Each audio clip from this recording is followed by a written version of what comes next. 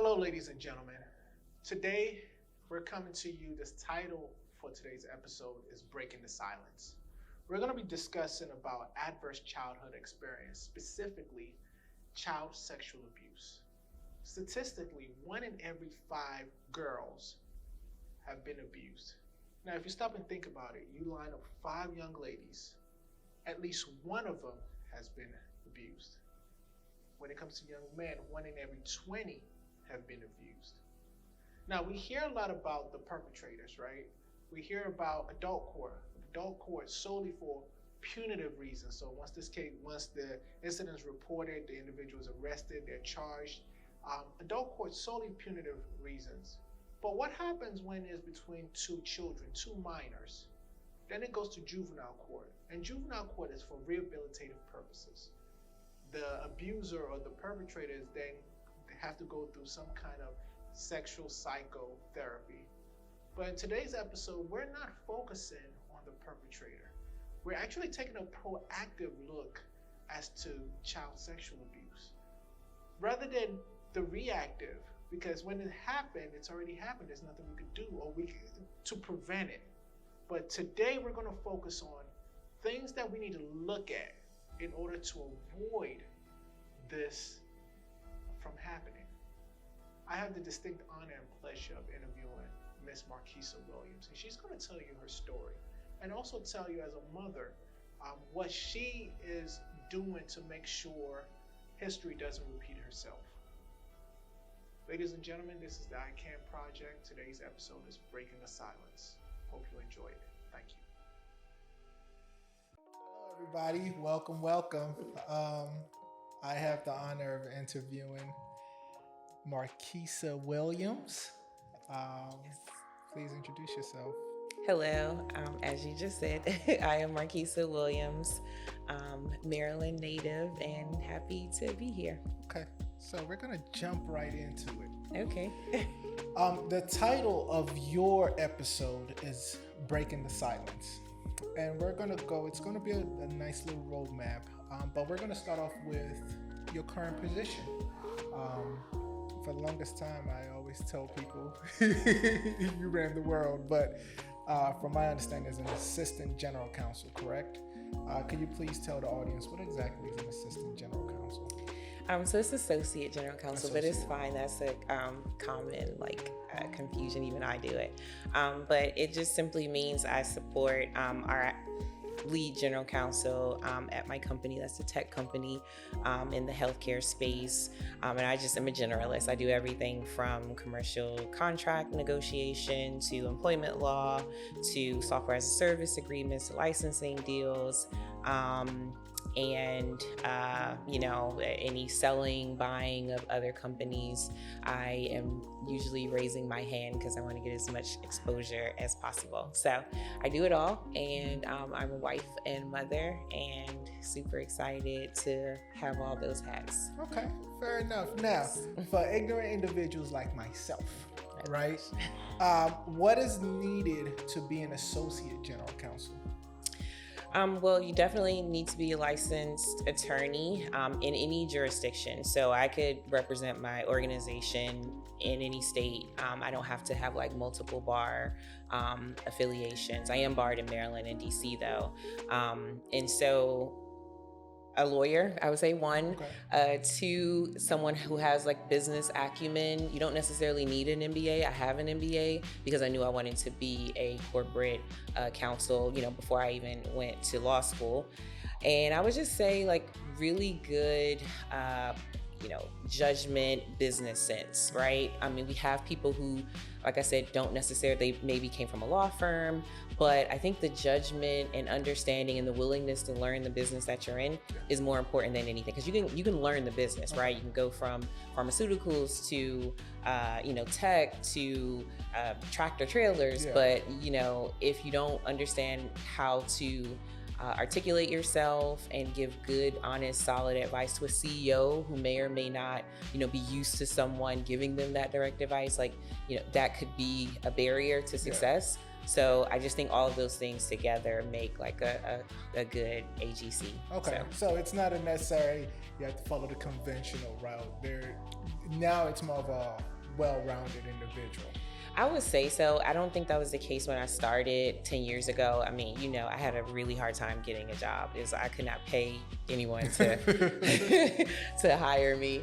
And I started off in compliance. So I did corporate compliance. And I think that's where I kind of built up my ability to not just be a bobblehead, like, okay, yes, but really, if it's something that's against policy or procedure, I spoke up, right?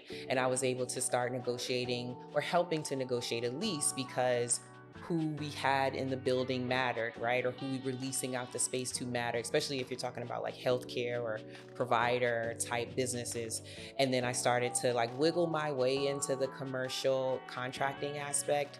And at that point, my general counsel just said, I'm just going to make you a corporate counsel. And shout out to John Camperlingo, an older Italian guy, but he literally just saw something in me and he knew I wanted to sort of leap from compliance to corporate counseling, and he made it happen. Okay. So, hey, fair enough. Shout out to that guy. Yes.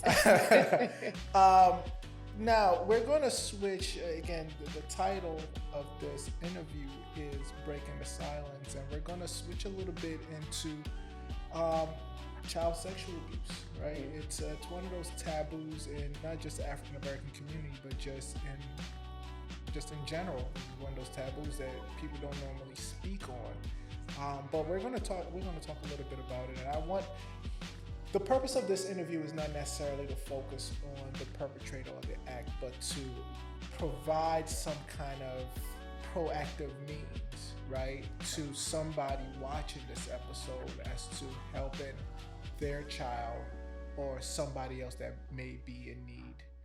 Okay.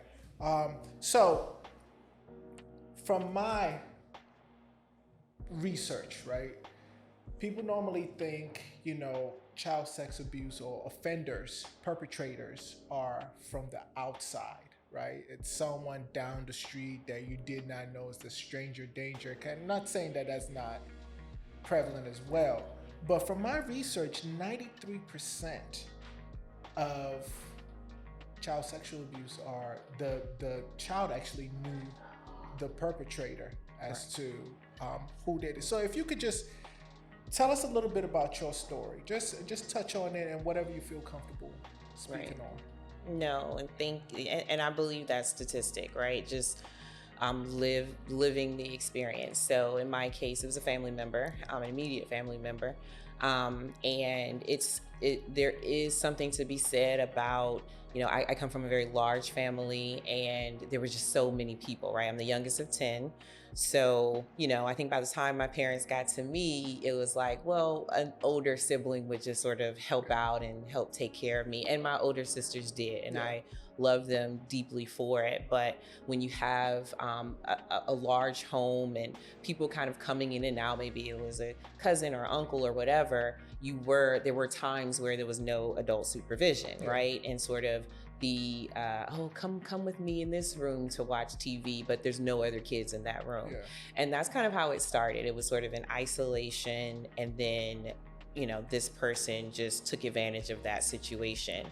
And I was young when it started. I was like 6. I would say it went on from like 6 to 8, so not a long period, but long enough for me to know, one, that this wasn't right, and then two, how it shaped pretty much the rest of my life. And there is actually also a statistic out there from Child Protective Services, actually CPS, which says that the most vulnerable age is 7 and also 13. Those are the two more vulnerable ages. Now, don't get me wrong, that kids get abused from as young as birth to 17, 18, but those were the two main or prevalent ages, the 7 and 13. Now, was your abuser male or female? Male. Okay. But I saw inappropriate actions from female teenagers and adults too. So, and in my case, that was going on in my home, but you know how you go over a friend's house or a church member's house, or, there's a perception that, okay, well, our parents know each other, but what goes on in someone else's house is probably not necessarily exactly what happens in your house. Yeah. So I saw, female molesters or kind of predators addressing young impressionable girls. And because it was another female, then it was like, okay, well, a sleepover with nothing but girls, that makes sense. But that doesn't mean that everyone there had the intentions of what a traditional sleepover should be. Yeah. So yes, the person that did it to me was a male, but it's definitely happening. And I think it's even more common because there's a perception like, oh, if the boy is younger and then it's a female abuser, oh, well, there's some sort of badge of honor, or, Exactly. like, oh, I lost my virginity at 10, and that's like a thing that's to be celebrated. Like, no, you were abused. Exactly. And let's just call it what it is. And there is that statistic where it says 88%, it had me thinking, I'm glad that you touched on it, had me thinking, say 88% of the abusers or reported abusers were men. And it said 14% were women. But it then really had me thinking, does that necessarily mean that the young men and women that were abused by other women just didn't report it, or maybe they saw it as a badge of honor? Because we've been in environments and we have friends where they'll say, oh yeah, I lost my virginity at 11 to a my 17-year-old. my aunt's friend. Or what, and it's like, no, that's not right. So it's, and also then you even have to look at, again, doing a little bit of my research as to men being abused and not necessarily vocalizing it, Absolutely. right? Because it seems as some sort of a weakness. And it wasn't until I was reading, we went to school with her, Star's book. And it wasn't because of this, and I didn't even know this interview was going to occur. It was just me supporting a friend. Right. And I ordered her book, and I have a copy of it here. It's The Abuse Algorithm by Shavantene Star Davis. Right here. It's a good read. But shout out to her for this book. But it wasn't until I read it, and because pretty much she's telling the stories of different people that were abused, right? And their stories just vary, and it's not until I'm reading this and I'm like, I never thought of it like that, right? And it specifically spoke about one of the guys that she interviewed, how he was abused and he couldn't really verbalize it because he thought, maybe something wrong with me, man. I'm a guy, I shouldn't have been, I'm strong, I should have been able to handle this. So I'm glad you touched on that, right? And also the perception that, oh, if it's a woman and doing it to a younger man or younger boy, it's okay. Which, no, abuse is abuse, no matter how you look at it. Agree. So if you don't mind me asking, you said it from age 6 to age 8. At some point, did you inform somebody or alert somebody? I didn't, but I was never asked not to. I think it was just my own embarrassment. You know how you hear stories like, oh, you don't tell anyone. I think I just knew I was embarrassed and kind of shameful, but I didn't tell anyone. I didn't even utter anything until I was older, maybe about 15, and I was I had a boyfriend, and that was who I lost my virginity to. And I wanted to just go to the GYN just to get checked up, but I didn't know anything about Planned Parenthood, or there's ways to do that without involving your parents. And so I went with my mom to the OBGYN, and when me and the doctor were in the room together, he asked me, were you using protection, et cetera? And I said yes. And, we had a meeting in the presence of my mom, but I asked him, of course, not to disclose that I was sexually active at the time. And so when we got to his office, and he's like, well, don't worry, Mrs. Williams, Mrs. Lewis, I'm sorry. Marquisa always uses condoms. And I was just like, thanks a lot, Doc. I think that might be a HIPAA violation or a privacy violation. But yeah, so she was kind of like, well, why would she be using condoms if she's not, sexually active? And I was like, oh crap. So when we got to the car, I told her, and I don't know why I was even this articulate at that time, but I was like, I was, curious about my sexuality, and, and that was kind of when I told her, like, when you open a Pandora's box, or, whatever, like, all the things that can come from it. Yeah. And it wasn't until then that I told her, and I didn't tell my father until I was 21. Wow. Yes. So it was. If you don't mind me asking, any reason why you didn't tell you felt comfortable at the age of 15 telling your mother, and we'll put a pin on as to that, but why didn't you tell your father until 21? I don't know. I mean, had we not had that doctor's appointment, I don't know if I would have told her at 15. I think I told my father found out at 21 because, or maybe it was like 20. I don't know the exact time. But the abuser did it to someone else. And I, that's not my story to tell, so I don't want to be specific, but he did it to someone else in my parents' care. And I just flew home. I think I was working somewhere at the time. And when I found out, I just flew home. And I just confronted my mom, and I was like, had you done something, then we wouldn't be having this conversation. And both of my parents are deceased now. And I just remember the look on, both of their faces. And my father was like, why didn't you tell me? So they sort of started to have this argument. And my question was, and what are you going to do now? Yeah. Right? Like, this person has a clear problem, and, it's now a bright shining light on it. And you can't just keep saying, well, we're going to pray this away, or I don't know, put him before the altar or something. Either you address it, or it's just going to continue to happen. Yeah. So. And actually, I was going to touch back, but I think you answered it. Did your mom do anything between? No. And if you don't mind me asking, how did that make you feel? I mean, it hurt for a very long time, probably still now, because when we were in the parking lot of that terrible doctor's appointment, I don't think I saw him ever again. But she was like, well, do you want therapy? And I thought, well, why would I need therapy? I'm not, the abuser. So in our culture, therapy is not seen as somewhere you go when you're a great, young girl or whatever. And I just was so offended, like, why would you even ask me that? And that was kind of it. There was no additional conversation. And I resented her for years. And my mother passed away in 2020, and my dad passed away in 2009. And I went through my 20s very angry. And I think at maybe 23, my dad called me, and he just said, I talked to the abuser, and, would you be open to talking to them? And at first I was just like, no, and I'm probably my father's favorite if you ask all my siblings. So I was like, no. And again, why are you asking me this?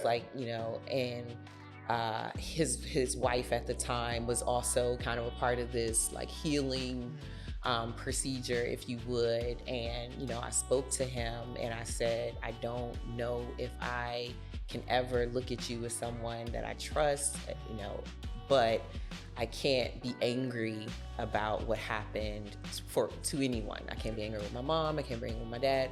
He didn't know, to his credit, but I was like, I forgive you in a way, yeah. But if I never see you again, I would be okay with that too. And that's how I dealt with it. Okay. And now, how did that impact you? So we're talking about from 6 to 8, then you go into your 15, 20s, and your 30s. How did that impact you, or how has it impacted you from when it occurred to now? I think it has turned me into a very overprotective parent. We only have one son, for those of you who don't know. But I don't let him go anywhere. Yeah. There will probably be no sleepovers, unfortunately. His list of people who can watch him is very short. Some vacations we bring him along because we don't have a babysitter. And again, my parents are deceased. So, it's just already, and I told my parents, you will never watch, my children. And that's what happened, right? And so, I just am extremely overprotective, extremely and very concerned about his mental health. Like he has play therapy. He has a therapist that he can be very candid with now, even at 6, especially at 6, because again, that's when it started for me. And then after his therapy session, he comes out and the therapist has to get his permission to share what they discussed. And every time he said yes. I mean, that might change as he goes through his teenage years, but I just made it a point to always make sure he has an outlet or someone that he can really talk to if he doesn't feel comfortable coming to us. I think we have fostered an environment where he can and he does, but instead of my like visceral reaction to therapy, I want his reaction. Well, I've been in play therapy, since I was 5, right? Like, and not see it as kind of a negative, see it as hopefully something that makes him a better, well-rounded adult. And I pray nothing happens to him.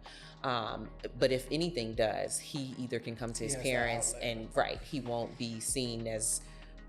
And I was, I guess my archaic caveman way of thinking when you first brought up the whole therapy aspect of things, I was like, what? No, really, he's good. Like, you come talk to him. But then, you mentioned this to me.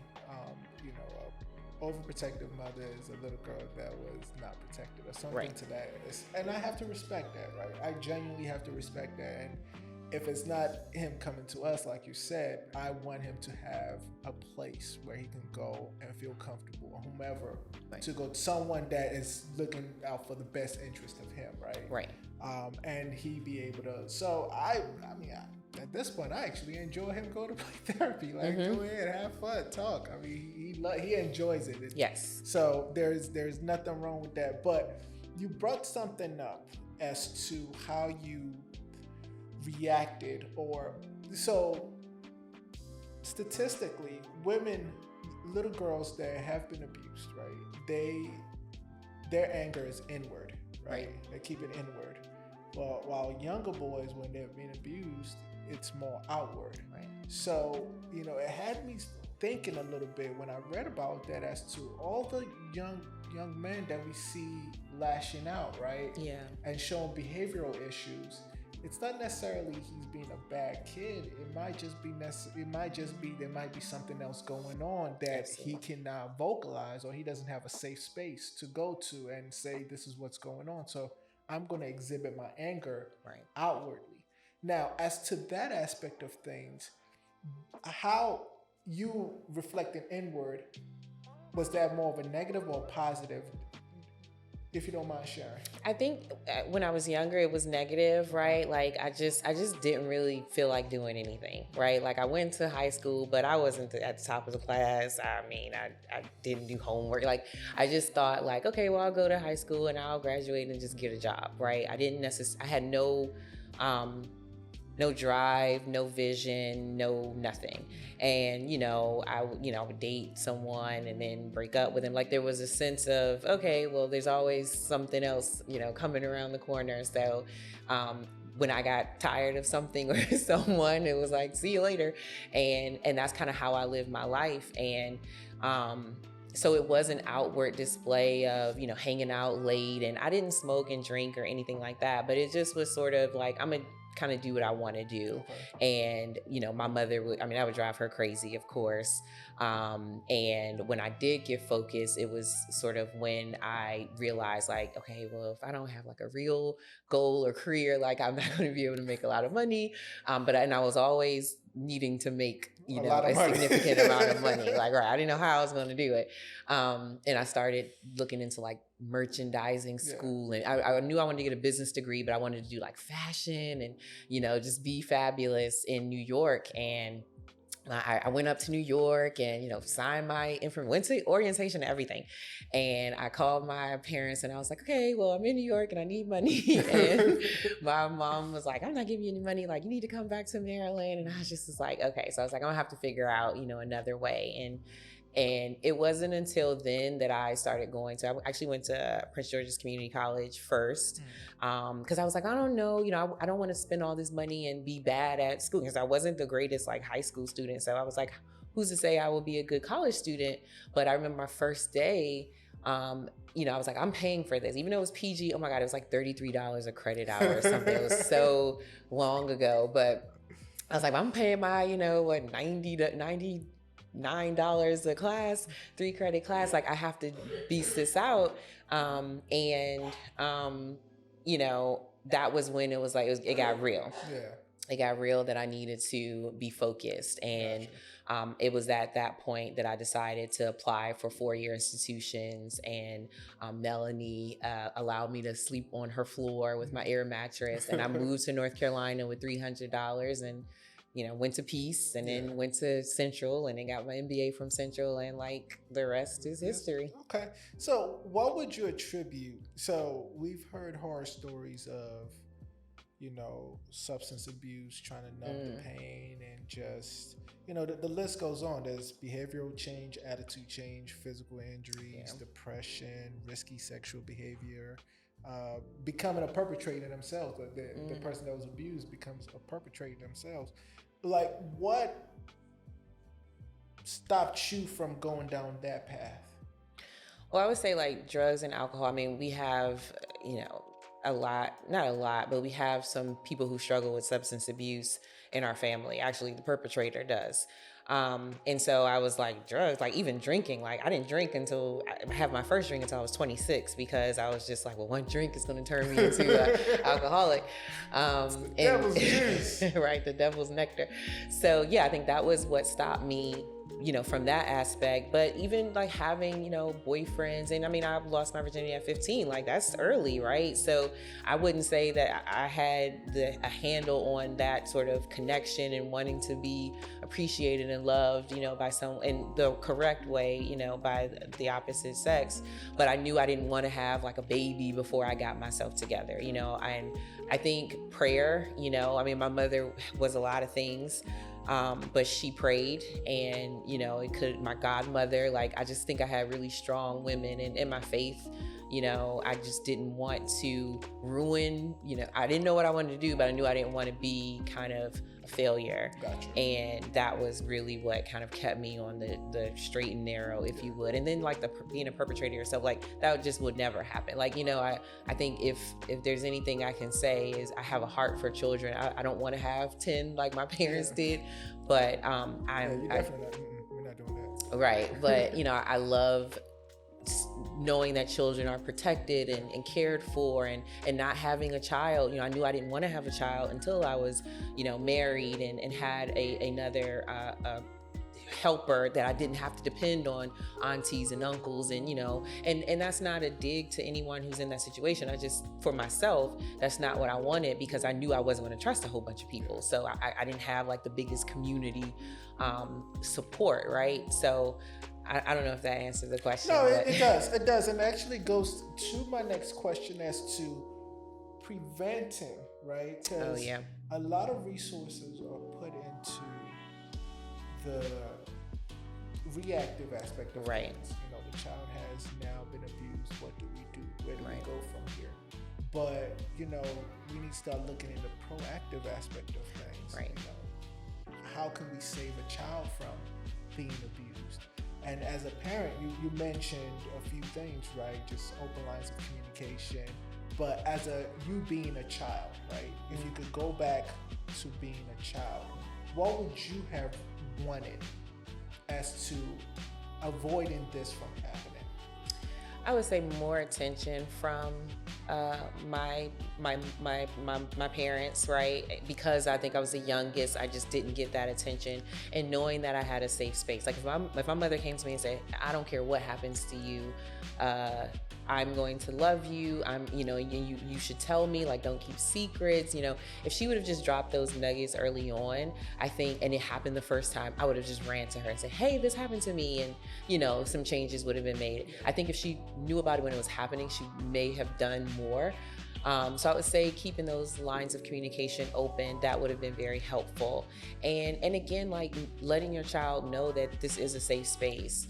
And I know it's hard. My next point, it may be hard if you are a single parent or low income, but limit who you leave your child with. I don't care if that person is a church member, because again, I saw things with the church folks that was worse than, what happened to me at home, right? And so you just can't be so trusting of people. And if there's someone has like unhealthy attraction to spending time with your child, like that's a red flag. I mean, I could see if that person was a teacher or like a youth group leader or something, but vet them out. You need to talk to other people that they've been around, other kids and their parents, if possible. But just don't be so like, oh, I want to go out or I want to do something, so I'm gonna like. It might mean you don't go everywhere, and you have to just be more present. And again, continue. And if that isn't your situation, making sure your child feels like they can come to you or someone. It might not be their parent, it could be an aunt or a teacher or something, but letting them know, like, I just want to make sure you're okay. I don't care that we're not besties and you tell me everything. I just want you to know that you have someone that I trust that you can come to if you don't feel like you can come to me.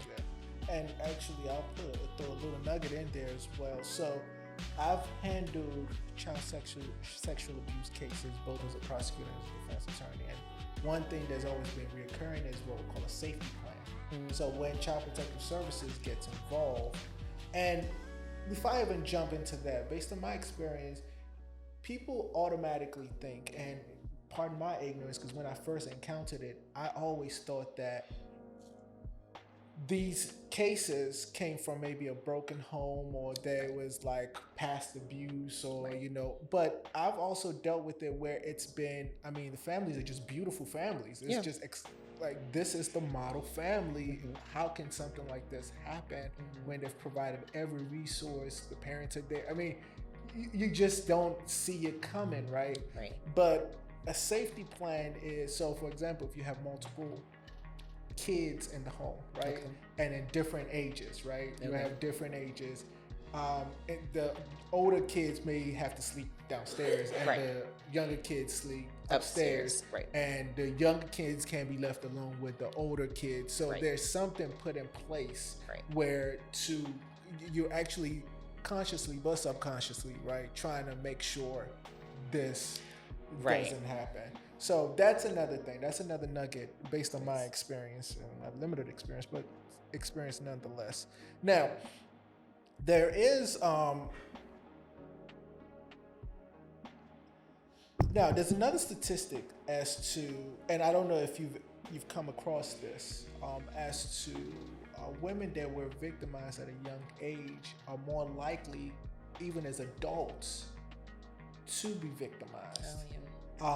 And we talk about, we've had conversations as to perpetrators or predators, how they see what they're looking for, not even as young but also in older folks as well. Have you come across that? Or no, thankfully. Like, I've never been in an abusive relationship, physically, mentally, emotionally, and maybe I don't think I'm a unicorn, right? But I think that I made it up in my mind that if I'm going to be connected to someone, they're going to be going somewhere or doing, I did want love and affection and all those things, but I also knew that I wasn't willing to be unhappy with how it came to me, if that makes sense. No, that makes perfect sense. So yeah, like the answer is no, and I'm grateful for that, because I know that's not every woman's story. But I just think the people that I associated myself with, whether that was friends or people I dated, they may not have been perfect and they had their flaws, but they were, quality, substantive people. Their families were quality, like they just had, kind of a, maybe they came from a great background, and that was not their experience with me. And I just made it up in my mind. I wasn't going to let it, I wasn't going to remain in a situation if it wasn't serving me in any way. Now, do you have any other thing to add as to parents, right? To parents, you having your child now, and, you being abused back when you were a child. Any last words to parents as to just summing it up? I would just say, what I said before, just trying to keep that open line of communication with your child early. And with our son, I never talked to him like he was a kid or even a baby. I mean, as I'm speaking to you now, that's how I spoke to him. There was no gaga goo goo. And so there was a level of using the correct, nouns when you're talking about genitalia, right? I read like a terrible story about a little girl who was saying like, oh, such and such is touching my cookie or eating my cookie. And cookie was a euphemism for, her reproductive parts. And her parents didn't know. It was until a teacher kind of asked more probing questions that they figured that out. So if she was actually calling it what it is, then maybe that could have been addressed sooner. So I would say that, and even with my son or our son, I make sure that he knows like safe touching, unsafe touching. Even with us, he's a cuddler because I like to cuddle, but there's certain areas where you that's your body, this is my body. Even if it's my shoulder, if I say don't touch my shoulder or my ear, then you need to respect that. So as you have those boundaries for yourself or with your mate, those same boundaries need to be with your child. And even like like tickling, like if I'm tickling my son and he's like stop, I stop. There is no continuing, because just from what I have learned, if a child feels like, well, if I say stop, this person's going to keep doing it anyway, even if it's not in a context that's immoral or just not right, they're not going to feel like they should speak up in that instance. So, and you know what, I'm sorry to cut you off, but I actually learned something from you. I grew up in a Nigerian family. They tell you go hug Uncle so and so. You go hug Uncle so and so. Right. No talkbacks. But for you've told me, and I learned this from you, where you said, look, if the child says no, they don't feel comfortable, you have to respect their wishes. And it didn't dawn on me until you said that, because again, me growing up, you just go give them a hug. Right. And the same was true for me, especially in the church, like, oh, brother such and such kissing on the cheek, and young girls, that was like a thing. And like that old Family Feud host that just kissed everybody. It was very weird. But, like, and especially in our culture, right? Even African American culture, like, yes, if somebody tells you to give me a hug, you give them a hug. But what I'm teaching him, and I'm sure to my elder's chagrin, is no. I mean, do you want to hug them? And if he says no, I don't want to hug right now, maybe a fist bump or whatever. Five. Yeah, high five. But but if he doesn't want to be touched at all, like you have to respect that, right? And it doesn't mean that he's a bad kid or he's being disrespectful. And again, I might get some eye rolls but I'm okay with that. I'd rather have the eye roll, you talk about me behind my back, than to know that I'm forcing or anyone's forcing my child to do something that he doesn't want to do. Okay, well, that's that with that. Thanks for joining us and sharing your story. Hopefully it helps someone. That's the whole purpose of this episode, or the show itself, is your story. Anyone's story can help somebody else. Again, even if it's just one parent or one child that sees this and feels empowered to speak or do something, then I've satisfied my purpose in this world. So thank you very much. Thank you for having me. My pleasure. There we go. All right.